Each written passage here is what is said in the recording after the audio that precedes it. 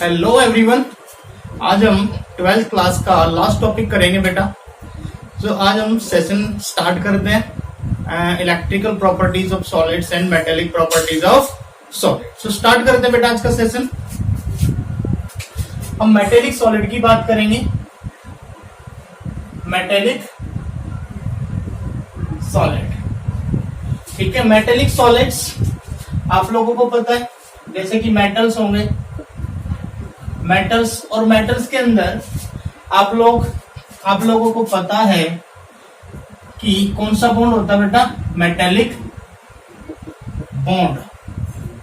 Metallic bond है ना, कि जो भी आपके मेटल के अंदर एटम्स होते हैं वो एटम्स एक दूसरे को होल्ड करके रखते हैं किस बॉन्ड से, मेटेलिक बॉन्ड से। मतलब पॉजिटिव और नेगेटिव के बीच में जिस बॉन्ड का फॉर्मेशन होता है उस बॉन्ड को हम मेटेलिक बॉन्ड बोलते हैं इन केस ऑफ मेटल्स, ठीक है। हम मेटेलिक बॉन्ड को एक्सप्लेन करने वाले हैं। Metallic bond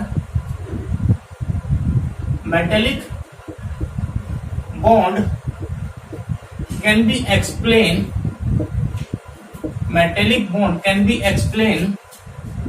on the basis of two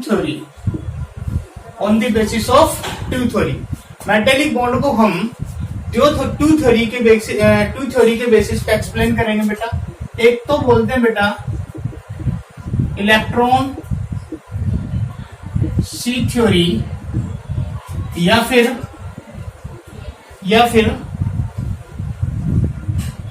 electron gas theory. Electron gas theory, EGT भी लिखा मिलेगा और प्यार से इसको हम बुलाते हैं बेटा ईजीटी। दूसरी आपकी मॉलिक्यूलर ऑर्बिटल थ्योरी, ठीक है। इन थ्योरी के बेसिस पे हम मेटल की कुछ प्रॉपर्टी स्टडी करने वाले हैं। मेटल्स की कुछ प्रॉपर्टी स्टडी करने वाले हैं, जैसे कि इलेक्ट्रिकल कंडक्टिविटी,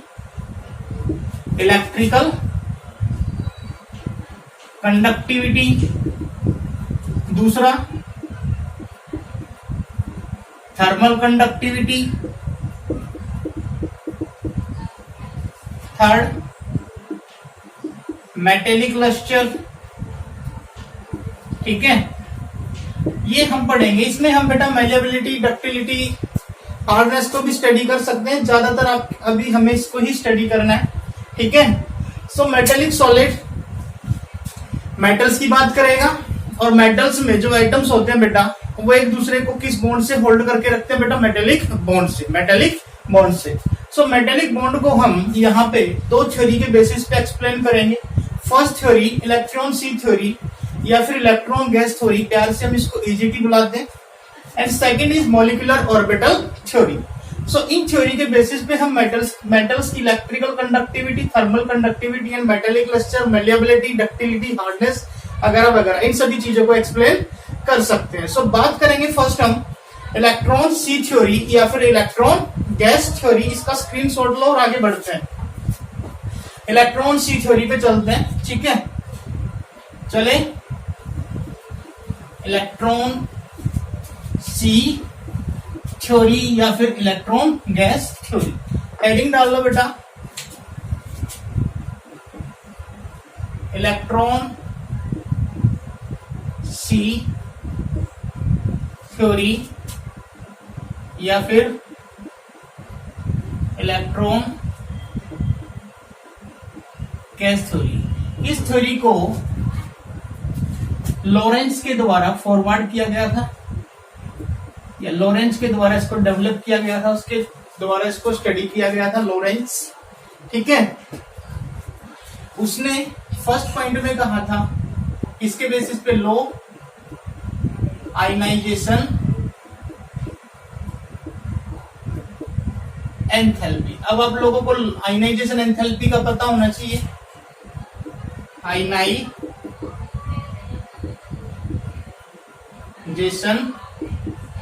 एंथैल्पी, ये तो आप लोगों को पता ही होगा बेटा। द मिनिमम एनर्जी रिक्वायर्ड या फिर the energy required to remove the valence shell electron from an atom. ठीक है, किसी भी एटम की वैलेंस सेल में से इलेक्ट्रॉन को रिमूव करने के लिए जितनी एनर्जी की रिक्वायरमेंट होती है उसी को बोलते हैं आयनाइजेशन एंथैल्पी। अब देखो बेटा, ionization enthalpy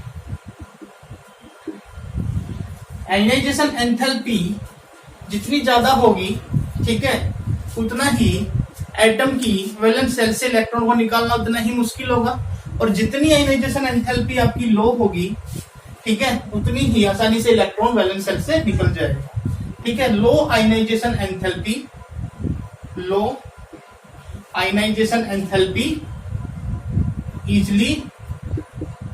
easily remove the valence electron. आप उतनी ही आसानी से वैलेंस इलेक्ट्रॉन को रिमूव करा सकते हैं। ठीक है, और आपको पता है कि metal is the electropositive element, कि मेटल का जो लास्ट इलेक्ट्रॉन होता है वो न्यूक्लियस से लूजली हेल्ड होता है।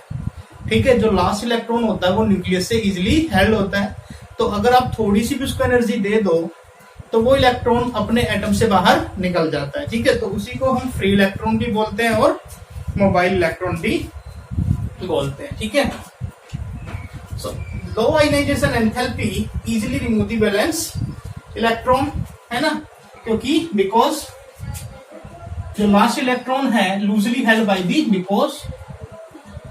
because last electron loosely held by the nucleus, ठीक है। सो ये था। अब जैसे कि एग्जांपल ले लेते हैं हम, लिथियम है, लिथियम का एटॉमिक नंबर बेटा,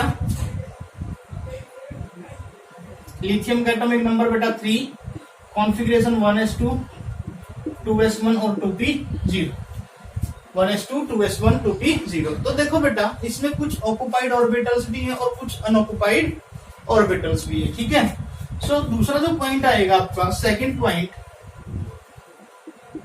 वो आएगा presence of vacant orbitals. Presence of vacant orbitals मतलब कोई मेटल है, उसके पास कुछ ऑर्बिटल्स तो बेटा ऑक्युपाइड होते हैं और कुछ ऑर्बिटल्स उसके पास वैकेंट भी होते हैं। जैसे कि लिथियम का देख लो केस, लिथियम का atomic number 3, configuration 1s2 2s1 and 2p0। इसका मतलब 2, देखो n की वैल्यू 2 रखने पे जो क्वांटम नंबर है, प्रिंसिपल क्वांटम नंबर, उसमें क्या आएगा बेटा, n की वैल्यू 2 रखने पे उसमें एक तो s सब ऑर्बिट आएगा और एक p सब ऑर्बिट आएगा। ठीक है, पर यहाँ पे बेटा सोडियम का एटॉमिक नंबर 11 होगा। तो यहाँ पे देखो 1s2 2s2 2p6 and 3s1 3p0 and 3d0। तो यहां पे देखो बेटा, आपके पास लिथियम के केस में 3p orbitals are vacant, 3p orbitals are vacant, और इसमें देखो 3 तो p के ऑर्बिटल हो गए बेटा और 5d के ऑर्बिटल हो गए। तो कितने हो गए टोटल कितने हो गए बेटा, 11 हो गए। 5 तो d के और 3 p के, तो 8 orbitals are vacant in case of sodium. तो यहां से एक बात पता चल रही होगी बेटा कि जो आपका इसमें पहले जो प्रेजेंस ऑफ वैकेंट ऑर्बिटल्स की भी जो आपके मेटल के अंदर ऑर्बिटल्स होते हैं उनमें वैकेंट ऑर्बिटल्स भी प्रेजेंट होते हैं। ऑक्युपाइड ऑर्बिटल्स तो होते ही हैं बेटा, कुछ वैकेंट ऑर्बिटल भी प्रेजेंट होते हैं। तो इतने सारे डिस्कशन से हमें एक बात पता चलती है, जो इलेक्ट्रॉन्स हैं, जो वैलेंस इलेक्ट्रॉन्स हैं, valence electrons are loosely held by the nucleus and free to move। मतलब कि जो वैलेंस इलेक्ट्रॉन है वो न्यूक्लियस से क्या होते हैं बेटा, लूजली हेल्ड होते हैं, और लूजली हेल्ड होने से वो फ्री टू मूव कर सकते हैं, वो इधर उधर मूव कर सकते हैं। मतलब ये इलेक्ट्रॉन लिथियम के केस वाला 1 ये पी में भी जा सकता है, क्योंकि 2 और पी का जो एनर्जी लेवल है, एनर्जी डिफरेंस होता है वो बहुत छोटा होता है, ठीक है। ऐसे 3s 3p and 3d electron ये इधर भी मूव कर सकता है, इधर भी मूव कर सकता है ना। मीन्स ये जो आपका इलेक्ट्रॉन है फ्री टू मूव कर सकता है, ठीक है। सो बात यहाँ पे खत्म नहीं होगी बेटा, पहले आप समझ लो जो लोरेंट्ज थ्योरी थी, जो इलेक्ट्रॉन गैस थ्योरी थी, उसमें 2 फैक्टर थे। तो आयनाइजेशन एंथैल्पी जिसकी कम होगी, जिस भी एलिमेंट की कम होगी या जिस भी मेटल की कम होगी, उसका वैलेंस इलेक्ट्रॉन आसानी से क्या कर सकता है, अपने एटम से बाहर निकल सकता है, ठीक है। सो सिंपल सी बात है, low ionization enthalpy easily remove the valence electron because last valence और लास्ट इलेक्ट्रॉन लूजली, क्योंकि जो लास्ट इलेक्ट्रॉन होता है वो न्यूक्लियस से लूजली हेल्ड होता है। दूसरा बेटा प्रेजेंस ऑफ वैकेंट ऑर्बिटल्स, मैंने ये भी बता दिया कि वैकेंट ऑर्बिटल की प्रेजेंस भी के कारण दूसरा केस है vacant presence of vacant orbital. जैसे लिथियम के केस में आपके पास 2p ऑर्बिटल वैकेंट है, सोडियम के केस में आपके पास 3p and 3d orbitals vacant है। वैकेंट होने से आपका जो लास्ट इलेक्ट्रॉन है वो न्यूक्लियस से लूजली हेल्ड होगा, और लूजली हेल्ड होने से वो फ्री टू मूव कर सकता है। तो यहाँ पे हम मेटल एटम को 2 पार्ट्स में डिवाइड कर देंगे। यहाँ पे हम मेटल एटम को 2 पार्ट्स में डिवाइड कर देंगे बेटा। 2 parts of metal atom, 2 parts of metal atom. एक को तो कहेंगे बेटा वैलेंस इलेक्ट्रॉन, और एक को कहेंगे बेटा हम कर्नल, ठीक है। 2 पार्ट्स में हमने इसको डिवाइड कर दिया। कर्नल किसे कहेंगे हम बेटा, positively charged particle, positively charge particle या पॉजिटिवली चार्ज को हम यहाँ पे क्या कहेंगे बेटा, कर्नल कहेंगे। और जो वैलेंस इलेक्ट्रॉन है जो फ्री टू मूव कर सकता है, फ्री टू मूव है ना, मेटल के अंदर फ्री टू मूव कर सकता है पर मेटल की प्लेट से कभी बाहर नहीं निकलता। अगर हम इसका 3D अगर हम मेटल का 3 डायमेंशनल मॉडल देखते हैं, ये कोई मेटल की प्लेट है, ये कोई मेटल की प्लेट है, इसमें ये बेटा एटम्स हैं, बात समझ आ रही होगी, ठीक है। ये क्या बेटा, इसमें एटम्स। अब आपको पता है कि लो आयनाइजेशन एंथैल्पी, लो आयनाइजेशन एंथैल्पी, मेटल की लो आयनाइजेशन एंथैल्पी होती है, मतलब मेटल रूम टेम्परेचर पे भी जो मेटल के एटम हैं उनसे जो उनका इलेक्ट्रॉन है वो इलेक्ट्रॉन आसानी से क्या हो सकता है बेटा, वैलेंस शेल से बाहर निकल सकता है। तो बेटा एक बात बताओ, ये एटम है, इसके पास इलेक्ट्रॉन है, इसके पास, सबके पास इलेक्ट्रॉन है, यहाँ पे पॉजिटिव चार्ज है। अगर किसी एटम से इलेक्ट्रॉन बाहर निकल जाए ऐसे करके, है ना, ये इलेक्ट्रॉन बाहर निकल गया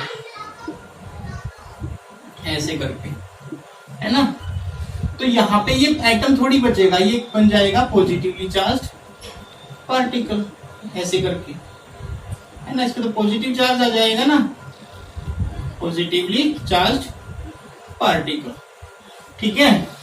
तो ये आपके इलेक्ट्रॉन तो बेटा किसी भी डायरेक्शन में मूवमेंट कर सकते हैं, है ना, इलेक्ट्रॉन फ्री इलेक्ट्रॉन है, इसको हम क्या कहेंगे, free electron, in free electrons को हम मोबाइल इलेक्ट्रॉन भी बोलते हैं। मोबाइल इलेक्ट्रॉन्स, मोबाइल इलेक्ट्रॉन्स का मतलब बेटा ये एक जगह से दूसरी जगह पे जा सकते हैं, ठीक है। मूव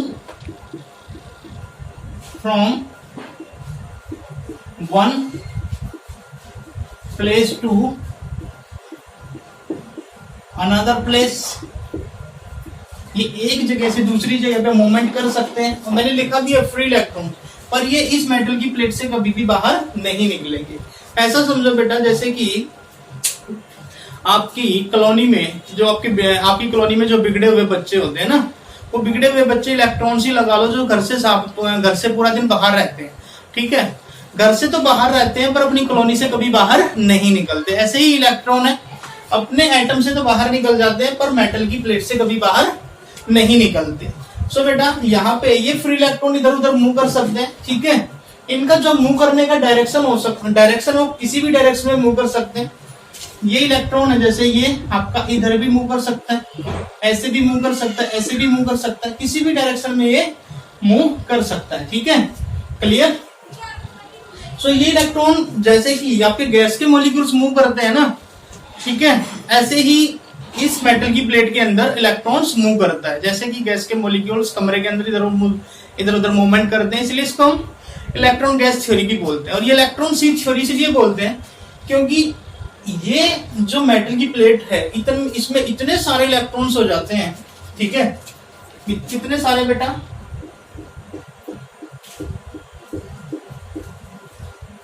ये इतने सारे इलेक्ट्रॉन्स इसके अंदर होते हैं, ठीक है। तो इलेक्ट्रॉन इतने सारे, अब इनका तो कम बता भी नहीं सकते ना बेटा टोटल इलेक्ट्रॉन्स कितने हैं, ठीक है। हमें इस मेटल की प्लेट में फ्री इलेक्ट्रॉन्स हर जगह दिखाई देंगे। जैसे कि आपका समुद्र होता है, समुद्र के अंदर वाटर प्रेजेंट होता है ना, ऐसे इसको हम इलेक्ट्रॉन सी मॉडल भी बोलते हैं। इसको हम क्या बोलते हैं बेटा, that is called electron sea model, ठीक है। क्योंकि जो इलेक्ट्रॉन है यहाँ पे क्या बेटा एक सी की तरह दिखाई देते हैं और पॉजिटिव चार्ज उसमें क्या करता है, इमर्ज करता रहता है, पॉजिटिव चार्ज उसमें डिप होता है, ठीक है। सो इलेक्ट्रॉन भी मूव करता है और पॉजिटिव चार्ज भी मूव करता है, पर पॉजिटिव चार्ज की जो मोबिलिटी होती है, mobility of positive charge, mobility of positive charge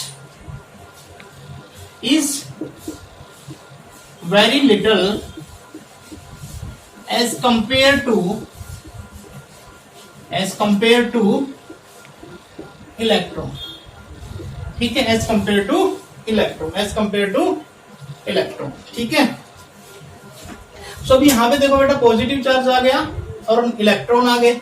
ये पॉजिटिव चार्ज और इलेक्ट्रॉन एक दूसरे को किसी फोर्स से अट्रैक्ट करते हैं, ठीक है। और जिस फोर्स से एक दूसरे को होल्ड करते हैं, वैसे तो positive negative electrostatic force of attraction है, ठीक है। तो यहाँ पे इसको हम क्या बोलते हैं, मेटेलिक बॉन्ड बोलते हैं। Metallic bond is like electrostatic force of attraction.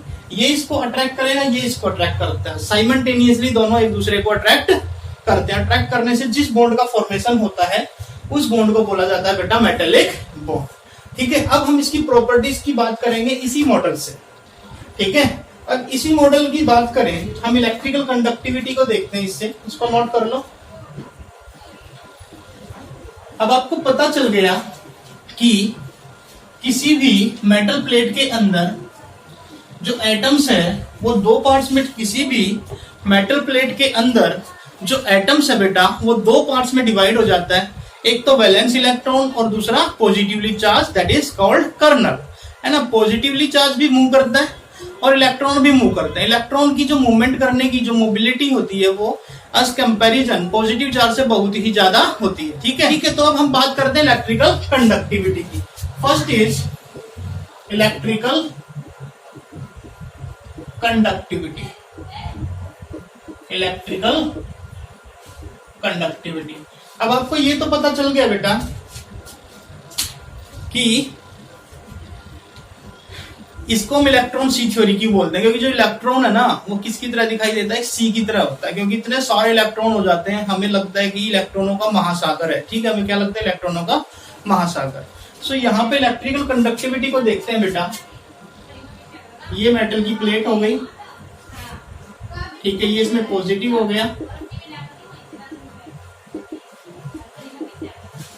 ये इसमें पॉजिटिव हो गया,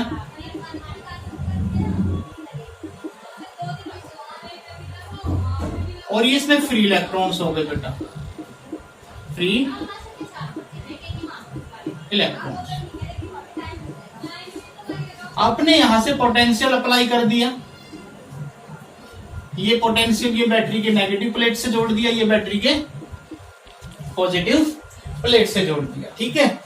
सो यहाँ पे जब आप पोटेंशियल अप्लाई करोगे, इन इलेक्ट्रॉन का जो मूवमेंट है वो एक प्रॉपर डायरेक्शन में हो जाएगा, और वो प्रॉपर डायरेक्शन क्या होगी, इलेक्ट्रॉन मूव करेगा आपका कैथोड टू एनोड, और इलेक्ट्रॉन आपके ऐसे मूव करने लग जाएंगे एक प्रॉपर ओरिएंटेशन में, ये इलेक्ट्रॉन आपके सारे के सारे ऐसे मूव करेंगे, ठीक है।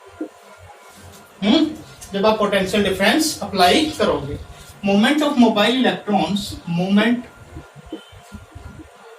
ऑफ मोबाइल electrons D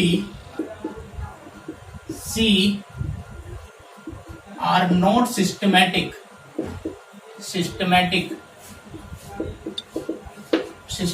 मतलब इलेक्ट्रॉन इधर उधर मूव करता है, कभी इस डायरेक्शन में कभी किसी भी डायरेक्शन में मूव कर सकता है, ठीक है।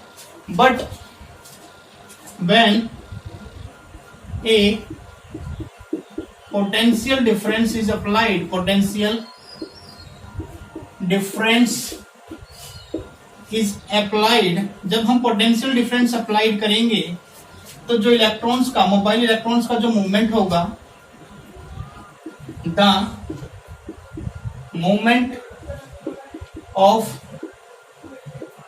Mobile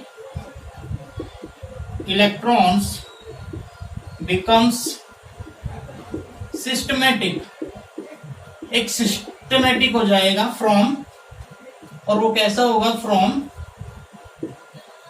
cathode to anode, cathode से एनोड की तरफ दिखा रखा है मैंने, और जो करंट फ्लो होगा वो आपका ऐसे फ्लो होगा अपोजिट डायरेक्शन में, ठीक है। सो ये था इलेक्ट्रिकल कंडक्टिविटी। पर अगर हम but when we increase the temperature, अगर मैं इस मेटल प्लेट का टेम्परेचर बढ़ा दूं, इसको किसी कॉर्नर से गर्म करना स्टार्ट कर दूं, तो होगा क्या, जो ये आपके पॉजिटिव चार्ज हैं, पॉजिटिव चार्ज, ये वाले पॉजिटिव चार्ज, इनकी जो एवरेज काइनेटिक एनर्जी है उसमें क्या आ जाएगा, इंक्रीमेंट आ जाएगा। The average kinetic energy of the positive charge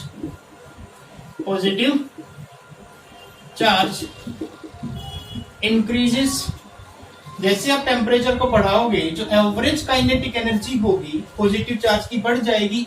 ऐसा बढ़ने से क्या होगा बेटा, ये पॉजिटिव चार्ज मूव करने लगेगा, और मूव करेगा तो जो इलेक्ट्रॉन का जो डायरेक्शन है, जो सिस्टमेटिक डायरेक्शन है, उसमें उस पे क्या करेगा, ऑब्स्ट्रक्ट प्रोड्यूस करेगा, मतलब इस डायरेक्शन को खराब कर देगा, एंड obstruct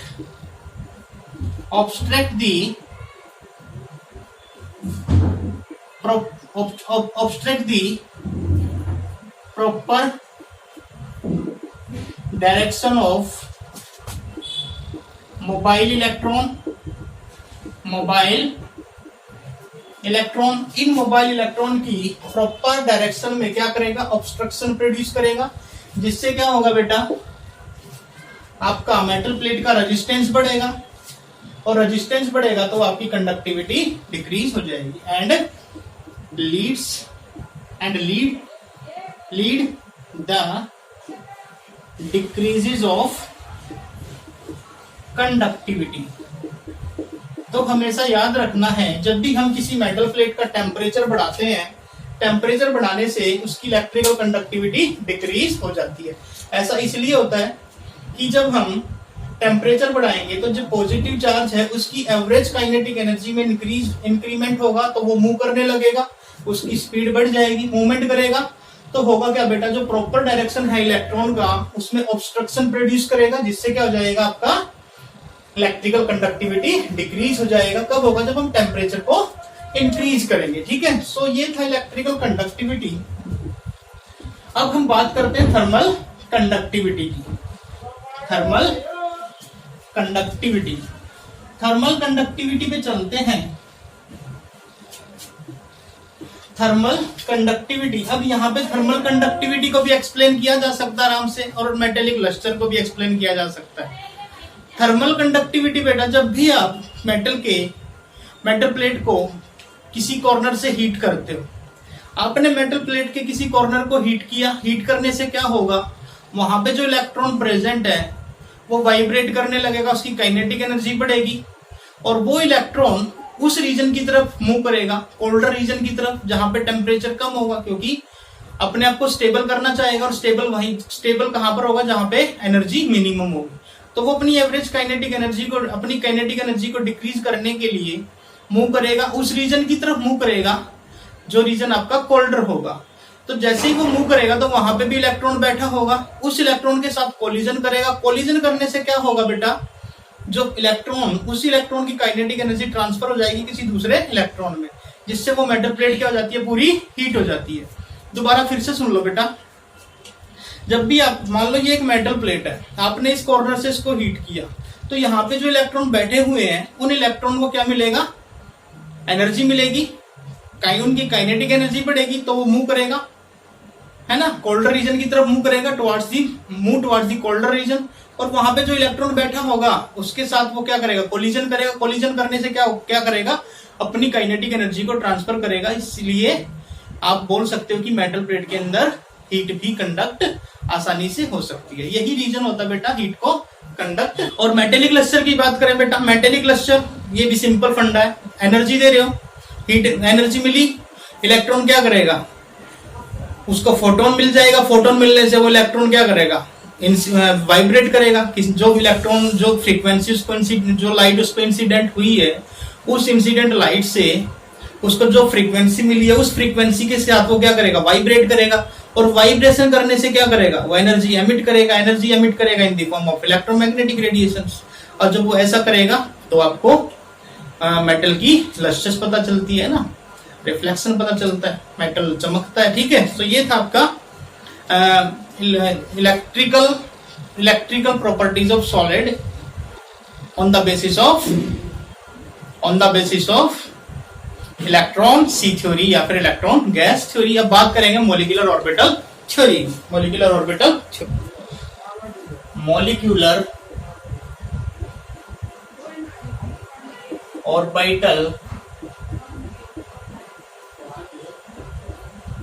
थ्योरी।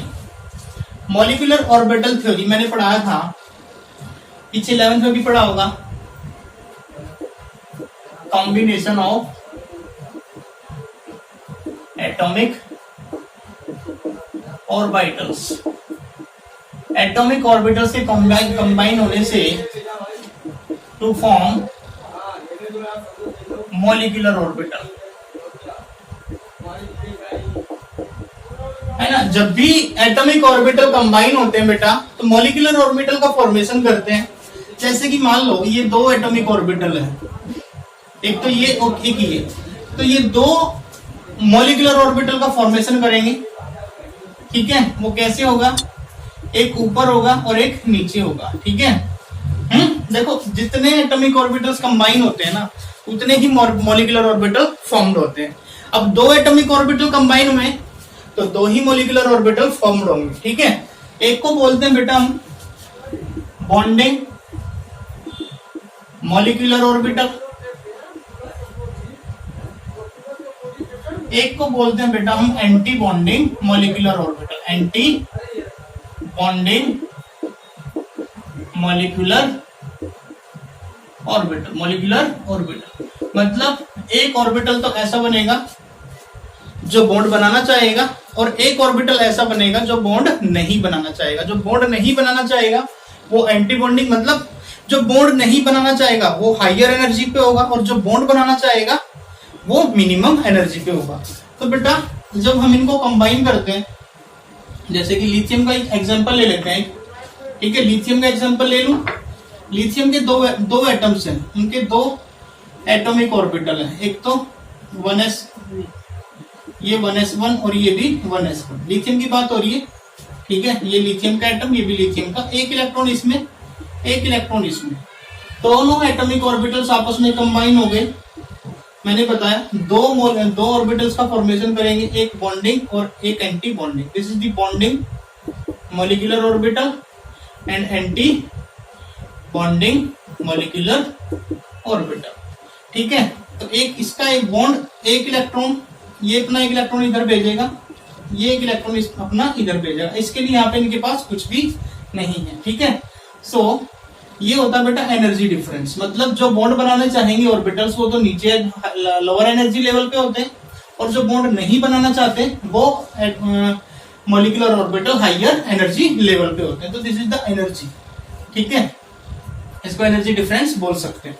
अगर यहाँ पे 3 एटॉमिक ऑर्बिटल्स कंबाइन हुए लिथियम के, ये 1s1, ये भी 1s1, ये भी 1s1, ये भी लिथियम का एटॉमिक ऑर्बिटल, ये भी लिथियम का और ये भी लिथियम का। तो यहाँ पे देखो बेटा कितने एटॉमिक ऑर्बिटल्स का फॉर्मेशन होगा, 3 ही एटॉमिक ऑर्बिटल बनेंगे, है ना। मैंने बताया था ना 3 ही मॉलिक्यूलर ऑर्बिटल बनेंगे। यहाँ पे होगा ये एंटी बॉन्डिंग मॉलिक्यूलर ऑर्बिटल, इसको नॉन बॉन्डिंग मॉलिक्यूलर ऑर्बिटल बोलते हैं, नॉन बॉन्डिंग मॉलिक्यूलर ऑर्बिटल बोलते हैं, इसको बॉन्डिंग मॉलिक्यूलर ऑर्बिटल बोलते हैं, बॉन्डिंग मॉलिक्यूलर ऑर्बिटल। इसमें एक इलेक्ट्रॉन इसका बेटा, एक इलेक्ट्रॉन इसका और एक इलेक्ट्रॉन इसका, एक इसमें चला गया, एक इसमें चला गया, तो एक इलेक्ट्रॉन किस में जाएगा, नॉन बॉन्डिंग में जाएगा, ठीक है। तो देखो बेटा ये 11th का टॉपिक है। यहाँ पे देखो बॉन्डिंग मॉलिक्यूलर ऑर्बिटल, इसकी सबसे कम एनर्जी है, lower energy. Non bonding molecular orbital हमेशा कहां पर होता है बेटा, एंटी बॉन्डिंग और बॉन्डिंग के बीच में होगा, ठीक है, क्लियर। सो यहाँ पे अगर हम लिथियम, यहाँ पे देखो लिथियम के तो लिथियम के 2 एटॉमिक ऑर्बिटल्स, तो फॉर्मूला क्या बनेगा, Li2। यहाँ पे क्या बनेगा, Li3। अगर हम लिथियम के n number of atomic orbitals combine करें, लिथियम के n नंबर ऑफ, ये इतना समझ आ गया बेटा। अब हम बात करते हैं, हम लिथियम के n नंबर ऑफ मॉलिक्यूल्स ले लेते हैं, ठीक है, sorry n number of atomic orbitals combine करेंगे। लिथियम के हम n number of atomic orbitals combine करेंगे। अब लिथियम n नंबर ऑफ 1, 2, 3, 4, 5 और 6 ऐसे कंबाइन होगा, n नंबर है बेटा, ठीक है। इस पे 1s1, 1s1, 1s1, 1s1, 1s1, 1s1 नहीं आएगा, 2s1 आएगा, sorry 1s2, 2s1, 2s1, 2s1, 2s1, पीछे भी ठीक कर लेना बेटा, सब में 2s1 आएगा, ठीक है। इसमें भी क्या आएगा, 2s1, एक इलेक्ट्रॉन इसमें, सब में एक एक इलेक्ट्रॉन होता है लास्ट सेल में, ठीक है। कॉन्फ़िगरेशन जब देखोगे ना, तो ये आपने कंबाइन किया, तो कंबाइन होने से बेटा इनमें से n नंबर ही क्या बनेंगे, n number of atomic orbitals है ना, कुछ बॉन्डिंग मॉलिक्यूलर ऑर्बिटल बनेंगे, कुछ एंटी बॉन्डिंग मॉलिक्यूलर ऑर्बिटल बनेंगे। तो यहाँ पे देखो मैं बना देता हूं, एक ये बन गया, एक ये बन गया, एक ये बन गया, ऐसे ही ये बन गया, ये बन गया, है ना, ये ऐसे बन जाएंगे, ठीक है। इसमें इलेक्ट्रॉन्स, इसमें इलेक्ट्रॉन्स, इसमें इलेक्ट्रॉन, इसमें इलेक्ट्रॉन, इसमें इलेक्ट्रॉन, इसमें इलेक्ट्रॉन, है ना। तो ये वाले जो होंगे ये ऑक्युपाइड ऑर्बिटल्स होंगे, ऑक्युपाइड मॉलिक्यूलर ऑर्बिटल्स। ये आपके होंगे unoccupied anti bonding molecular orbital. बेटा इनकी जो एनर्जी है वो तो डिस्क्रीट एनर्जी है, पर जब हम इसको ऐसे ऑब्जर्व करते हैं तो यहाँ पे कुछ बैंड से बनने लगते हैं, एनर्जी के बैंड से बनने लगते हैं, ठीक है। और वो एनर्जी के बैंड कैसे बनते हैं बेटा, वो कुछ ऐसे बनते हैं, ठीक है।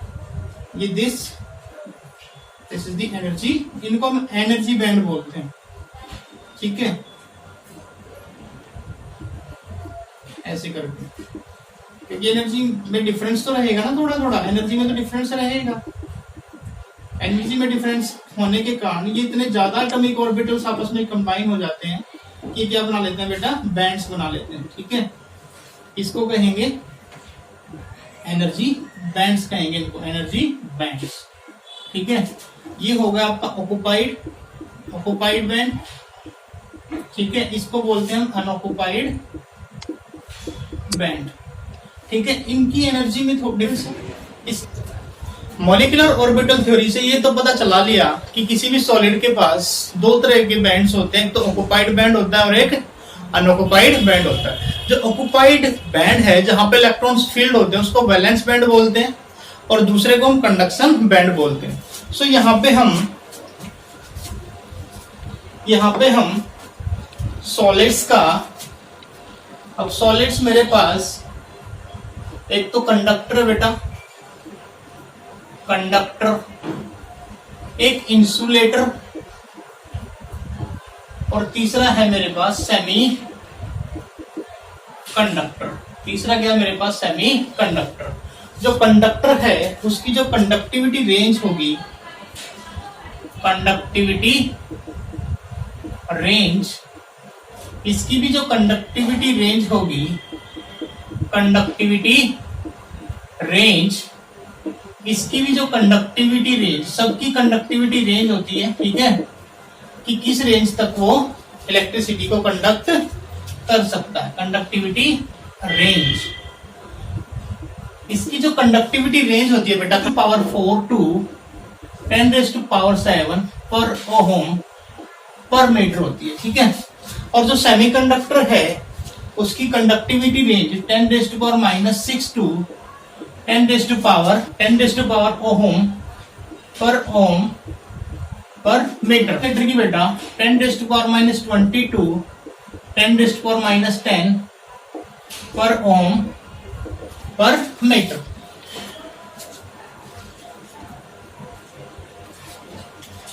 ये कंडक्टिविटी रेंज लिख दी बेटा मैंने। अगर कोई पूछता बेटा कि सॉलिड में कंडक्टर की कंडक्टिविटी रेंज बताओ, इंसुलेटर में कंडक्टिविटी रेंज बताओ और सेमीकंडक्टर में कंडक्टिविटी रेंज बताओ, ठीक है। सो हम यहाँ पे कंडक्शन को ही चेक करेंगे।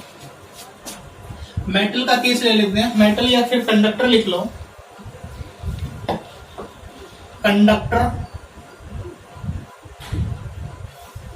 यहाँ पे बेटा इंसुलेटर लिख लो, इंसुलेटर्स, और यहाँ पे लिख लो सेमी कंडक्टर। अभी मैंने मॉलिक्यूलर ऑर्बिटल थ्योरी से स्टडी कराया था कि ये मेरा एनर्जी डिफरेंस होता है ना। किसी भी सॉलिड के पास दो तरह के बैंड होते हैं, एक वैलेंस बैंड होता है और एक कंडक्शन बैंड होता है। इसको हम वैलेंस बैंड बोलते हैं, वैलेंस बैंड लिख दूं यहाँ पे, वैलेंस बैंड। वैलेंस बैंड में इलेक्ट्रॉन फुली फिल्ड होते हैं, ये इलेक्ट्रॉनों से भरा हुआ होता है ना। और एक होता है बेटा कंडक्शन बैंड। कंडक्शन बैंड और वैलेंस बैंड एक दूसरे को क्या करते हैं बेटा, ओवरलैप करते हैं, ठीक है। क्या करते हैं, ओवरलैप। मतलब वैलेंस बैंड और कंडक्शन बैंड के बीच में कोई भी एनर्जी गैप नहीं होता, कंडक्शन बैंड, ठीक है। दोनों एक दूसरे को क्या कर जाते हैं, ओवरलैप कर जाते हैं। जब हम मॉलिक्यूलर ऑर्बिटल थ्योरी से हमने पढ़ा था ना कि बहुत सारे एटॉमिक ऑर्बिटल्स आपस में कंबाइन होंगे, कंबाइन होने से क्या होगा, बैंड्स बन जाएंगे। कुछ बैंड्स बनेंगे बॉन्डिंग मॉलिक्यूलर ऑर्बिटल के और कुछ बैंड बनेंगे, और उसके साथ किसका बैंड बनेगा, एंटी बॉन्डिंग का। सो उनमें एनर्जी गैप इतना कम होगा, ठीक है, इतना बहुत माइनर एनर्जी गैप आता है। अगर हम उसको ऑब्जर्व करते हैं तो वो एक दूसरे को ओवरलैप करते हैं, ठीक है। सो वैलेंस बैंड और कंडक्शन बैंड आसानी से ओवरलैप करते हैं, ठीक है। There is no energy gap, there is no energy gap between valence and conduction band. Valence band और कंडक्शन बैंड के बीच में कोई भी एनर्जी गैप नहीं होता बेटा, जब भी आप पोटेंशियल अप्लाई करते हो तो ये इलेक्ट्रॉन आसानी से इसमें जंप कर जाते हैं। इलेक्ट्रॉन एक जगह से दूसरी जगह पे मूव करता है तो वो आसानी से वो सॉलिड्स इलेक्ट्रिसिटी को कंडक्ट कर सकता है। सो यहां से जब भी आप पोटेंशियल डिफरेंस अप्लाई करोगे, when we apply potential difference, electron easily move from valence band to conduction band. Electrons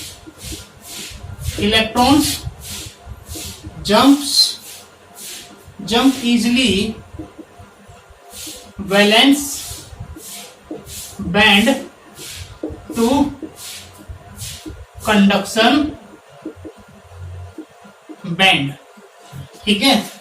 सो हम बोलते हैं कि इलेक्ट्रिसिटी कंडक्टर आसानी से इलेक्ट्रिसिटी को कंडक्ट कर सकते हैं। इंसुलेटर के केस में वैलेंस बैंड और कंडक्शन बैंड के बीच में जो एनर्जी गैप होता है वो बहुत ही ज्यादा होता है। ठीक है, एनर्जी गैप लगभग कितने इलेक्ट्रॉन वोल्ट होता है? 5 इलेक्ट्रॉन वोल्ट। मतलब इतना ज्यादा एनर्जी, 5 इलेक्ट्रॉन वोल्ट एनर्जी को इलेक्ट्रॉन वोल्ट से मेजर करते हैं ना। तो यहाँ पे देखो बेटा, जो एनर्जी गैप है यहाँ पे वैलेंस बैंड और कंडक्शन बैंड के बीच का वो 5 इलेक्ट्रॉन वोल्ट है। ठीक है, तो there is a large difference between valence band and conduction band. There is a large difference between valence band and conduction band. So इतना ज्यादा एनर्जी गैप है बेटा कि इलेक्ट्रॉन वैलेंस बैंड से कंडक्शन बैंड में आसानी से जंप नहीं कर सकते। इसलिए ये सॉलिड क्या बनेगा? ऐसे सॉलिड को हम क्या बोलते हैं? इंसुलेटर बोलते हैं। इंसुलेटर की तरह बिहेव करता है। तीसरा बेटा सेमी कंडक्टर। सेमी कंडक्टर ये आपका एनर्जी होगी। ठीक है, ये भी आपकी एनर्जी और ये भी आपकी एनर्जी और ये भी क्या होगी बेटा? आपकी एनर्जी। ये आपका वैलेंस बैंड जो फुली फिल्ड होता है इलेक्ट्रॉन से, और ये आपका कंडक्शन बैंड। वैलेंस बैंड और ये कंडक्शन बैंड, इनके बीच में जो एनर्जी गैप होता है वो कम होता है। ठीक है, क्या है बेटा? देखो, जो आपके सेमीकंडक्टर होते हैं वो सिलिकॉन, जर्मेनियम है ना, एक्सेट्रा, ये आपके क्या होते हैं बेटा? सेमीकंडक्टर होते हैं। सिलिकॉन और जर्मेनियम के पास भी वैलेंस बैंड होगा और कंडक्शन बैंड होगा। सिलिकॉन की बात करें तो इसमें जो एनर्जी गैप होता है वो 63 किलो जूल ओवर मोल। अगर हम जर्मेनियम की बात करें तो जर्मेनियम के केस में ये एनर्जी गैप 111 किलो जूल पर मोल हो जाता है। ठीक है, सो सेमीकंडक्टर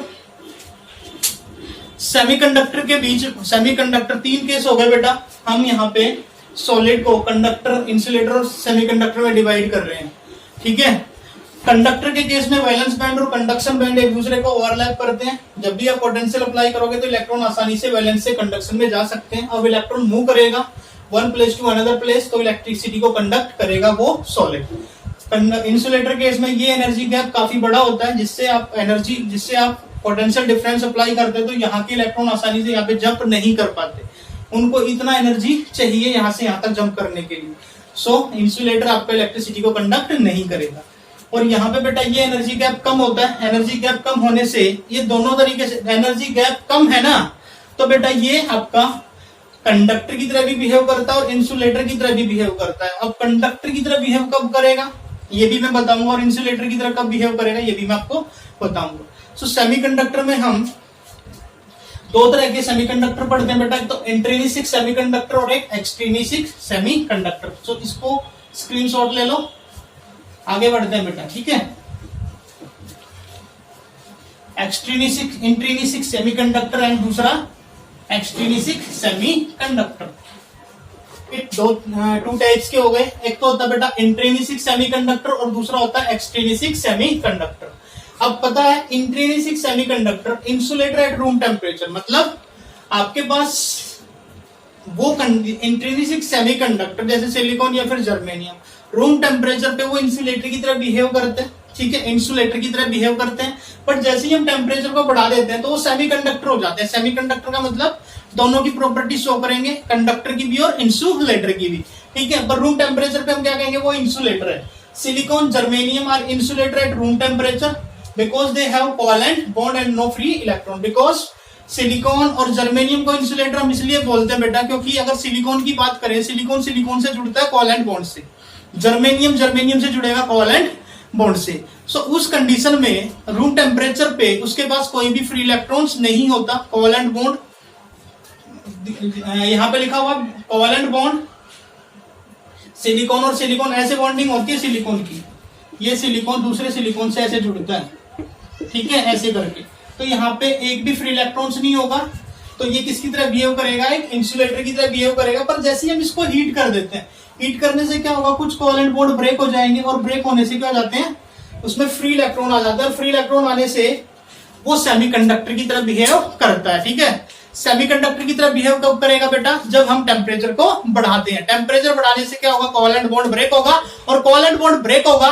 तो आपका जो मैंने अभी बताया था कि इंसुलेटर एट रूम टेम्परेचर पर, वो कन्वर्ट हो जाएगा सेमीकंडक्टर में। Semiconductor means it behaves both conductor as well as insulator. तो दूसरा है बेटा मेरा एक एक्सट्रिंसिक सेमीकंडक्टर। एक्सट्रिंसिक सेमीकंडक्टर आप बना सकते हैं, और कैसे बनाते हैं बेटा, हम उसमें इंप्योरिटी ऐड करते हैं। इंप्योरिटी मींस हमें उसके अंदर हम उससे हाइयर मेंबर के ग्रुप की या फिर उससे लोअर मेंबर के ग्रुप की इंप्योरिटी ऐड करते हैं। जैसे कि सिलिकॉन और जर्मेनियम मेरा ग्रुप 14 में आता है, ग्रुप 14 में, तो मैं क्या करूंगा, इसके अंदर ग्रुप 13 के एलिमेंट को भी ऐड कर सकता हूं, ठीक है, या फिर ग्रुप 15 के एलिमेंट को भी ऐड करूंगा, ठीक है। ग्रुप 15 के एलिमेंट को ऐड करूंगा तब कुछ और नाम तब मैं उसको कुछ और कहूंगा। ग्रुप 13 को ऐड करूंगा तब मैं उसको कुछ और नाम दूंगा, ठीक है। सो ये थे आपके इंट्रिंसिक सेमीकंडक्टर और एक्सट्रिंसिक सेमीकंडक्टर। इंट्रिंसिक सेमीकंडक्टर समझ में आ गया, इंसुलेटर होगा एट रूम टेम्परेचर पे, जैसे ही आप टेम्परेचर बढ़ा दोगे तो वो कन्वर्ट हो जाएगा सेमीकंडक्टर में। इंसुलेटर रूम टेम्परेचर पे इसलिए होता है क्योंकि सिलिकॉन सिलिकॉन, जर्मेनियम जर्मेनियम, ये सारे के सारे कौन से बॉन्ड से बंधे हुए होते हैं बेटा, कोवेलेंट बॉन्ड से। पर टेम्परेचर बढ़ाने से कोवेलेंट बॉन्ड ब्रेक हो जाता है, और कोवेलेंट बॉन्ड ब्रेक होता है तो आपका ये कन्वर्ट हो जाता है सेमीकंडक्टर में। एक्सट्रिंसिक सेमीकंडक्टर आप इंप्योरिटी ऐड करके बनाते हो, ठीक है। इंप्योरिटी ऐड मींस ग्रुप 14 के एलिमेंट्स है जो हमारे सेमीकंडक्टर की तरह बिहेव करते हैं, तो उसके अंदर हम ग्रुप 15 के एलिमेंट्स को भी ऐड कर सकते हैं और ग्रुप 13 के एलिमेंट्स को भी ऐड कर सकते हैं। मैं एक बार ग्रुप 13 के एलिमेंट्स को ऐड करूंगा, एक बार मैं ग्रुप 15 के एलिमेंट्स को ऐड करूंगा, उसके बाद हम आगे बढ़ेंगे, ठीक है। देखो बेटा, एक्सट्रिंसिक सेमीकंडक्टर मैंने बताया था कि हम ग्रुप 14 में एक बार ग्रुप 15 ऐड करेंगे। तो ग्रुप जब हम किसी ग्रुप इंप्योरिटी ऐड करते हैं तो उसको डोपिंग बोलते हैं, doping with electron rich impurities. मतलब मैं इलेक्ट्रॉन रिच इंप्योरिटीज ऐड करूंगा, वो एलिमेंट्स ऐड करूंगा जिनके पास इलेक्ट्रॉन ग्रुप 14 के इलेक्ट्रॉन से ज्यादा होंगे। सो मैंने ग्रुप 15 का एक एलिमेंट ऐड किया है, देखो यहाँ पे आर्सेनिक। ग्रुप 14 में सिलिकॉन जर्मेनियम के पास वैलेंस शेल में 4 इलेक्ट्रॉन्स होते हैं, इसका मतलब कि 4 कोवेलेंट बॉन्ड बनाएंगे और स्ट्रक्चर ऐसा होगा सिलिकॉन का। देखो सिलिकॉन सिलिकॉन सिलिकॉन सब एक दूसरे से जुड़े हैं, और कितने कोवेलेंट बॉन्ड बना रहे हैं, 1 2 3 4, ये भी 1 2 3 4। तो बेटा मैंने क्या किया, इसमें ग्रुप 15 एलिमेंट्स ऐड कर दिया। ग्रुप 15 एलिमेंट लाइक मैंने आर्सेनिक ऐड कर दिया। आर्सेनिक के पास वैलेंस शेल में 5 इलेक्ट्रॉन्स है, तो जो आर्सेनिक है वो मैक्सिमम 4 कोवेलेंट बॉन्ड बना सकता है इसमें, क्योंकि सिलिकॉन के साथ उसके 4 ही कोवेलेंट बॉन्ड बनेंगे। एक कोवेलेंट बॉन्ड ये बन गया, एक ये बन गया, एक ये बन गया, तो उस पर एक फ्री इलेक्ट्रॉन होगा, ठीक है। ये फ्री इलेक्ट्रॉन, इसका जो आएगा ना 5 इलेक्ट्रॉन्स थे, 4 तो कोवेलेंट बॉन्ड बन गए, एक इलेक्ट्रॉन्स क्या रहा है, एक इलेक्ट्रॉन्स क्या बच गया बेटा, फ्री बच गया। फ्री इलेक्ट्रॉन्स, ये फ्री इलेक्ट्रॉन्स डीलोकेलाइज होगा। डीलोकेलाइज मतलब ये कभी इधर ये मूव करता रहेगा और मूव करेगा, तब आप पोटेंशियल इस पे अप्लाई करोगे, पोटेंशियल डिफरेंस, तो ये इलेक्ट्रॉन क्या करेगा, ये प्रॉपर एक सिस्टमेटिक तरीके से मूव करने लगेगा और मूव करेगा। तो ये आपका सेमीकंडक्टर किसकी तरह बिहेव करेगा, एज ए कंडक्टर की तरह बिहेव करेगा, ठीक है। क्लियर। इंप्योरिटी हटा दोगे तो वापस से किसकी तरह बिहेव करेगा, इंसुलेटर की तरह बिहेव करेगा। ये था बेटा doping with electron rich impurities. अब मुझे डोपिंग करनी है, doping with electron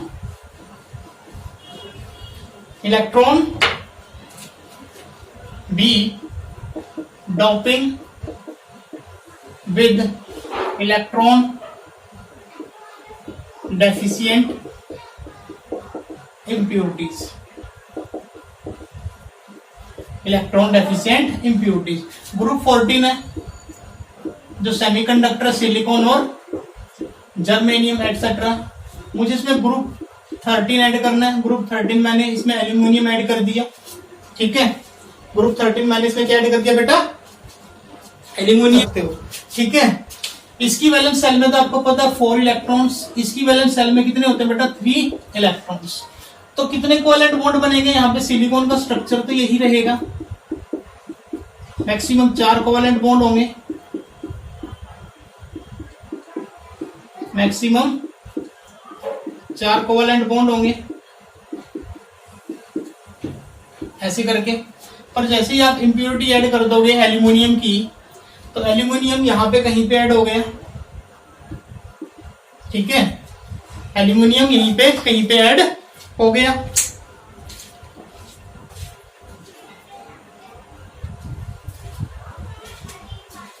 doping with electron deficient impurities, बेटा देखो ग्रुप 14 सिलिकॉन और जर्मेनियम ये सेमीकंडक्टर है, इनकी वैलेंस सेल में 4 इलेक्ट्रॉन्स। मैंने इसमें ग्रुप 13 मतलब ऐसा ग्रुप ऐड करना है जिसकी पास इलेक्ट्रॉन डेफिशिएंट इम्प्योरिटी, इससे कम इलेक्ट्रॉन होने चाहिए। मैंने ग्रुप 13 लिया, ग्रुप 13 में मैंने एल्यूमिनियम को ऐड किया, इसके पास 3 इलेक्ट्रॉन्स है। अब एल्यूमिनियम क्या करेगा, सिलिकॉन के साथ 3 कोवेलेंट बॉन्ड बनाएगा, तो इसका मतलब ये एल्यूमिनियम 3 सिलिकॉन के साथ तो जुड़ गया, तो यहाँ पे क्या बनेगा बेटा, होल्स बन जाएगा। क्या बन जाएगा यहाँ पे, होल्स, ठीक है। सो ये होल्स आर क्रिएटेड, यहाँ पे होल्स क्रिएट हो गया, ठीक है। होल्स क्रिएट होने से आप इसमें पोटेंशियल अप्लाई करोगे तो ये वाला इधर मूव कर जाएगा, ये वाला यहाँ होल क्रिएट हो जाएगा, ये इधर मूव कर जाएगा तो यहाँ होल क्रिएट हो जाएगा। तो होल क्रिएट होने से ये भी क्या कर सकता है, इलेक्ट्रिसिटी को कंडक्ट कर सकता है जब आप इस पे पोटेंशियल अप्लाई करोगे। तो ये था, इसको आप एन टाइप सेमीकंडक्टर भी बोलते हो, इस वाले को एन टाइप सेमीकंडक्टर, इसको आप बेटा पी टाइप सेमीकंडक्टर बोलते हो, पी टाइप सेमी कंडक्टर, ठीक है। तो इसका यूजेस कहां पर होता है बेटा, एनपीएन ट्रांजिस्टर बनाने में काम आता है, रेक्टिफायर, एज ए रेक्टिफायर की तरह डायोड होते हैं आपके, डायोड वो भी किससे बनते हैं बेटा, एन टाइप और पी टाइप सेमीकंडक्टर के कॉम्बिनेशन से बनते हैं। तो ये था बेटा आपका मॉलिक्यूलर ऑर्बिटल थ्योरी से किसी भी सॉलिड को कंडक्टर, इंसुलेटर और सेमीकंडक्टर का एक्सप्लेनेशन करना। मॉलिक्यूलर ऑर्बिटल थ्योरी से ही हमने कंडक्टर को एक्सप्लेन किया, सेमीकंडक्टर को एक्सप्लेन किया और इंसुलेटर को एक्सप्लेन किया। सो बेटा अब आपको इसके प्रॉपर नोट्स बनाने हैं, ठीक है। और जिन बच्चों ने मेरा चैनल सब्सक्राइब नहीं किया बेटा, प्लीज आप चैनल को सब्सक्राइब कीजिए, ज्यादा से ज्यादा शेयर कीजिए। So thank you, have a nice day. इसका स्क्रीनशॉट ले लीजिए।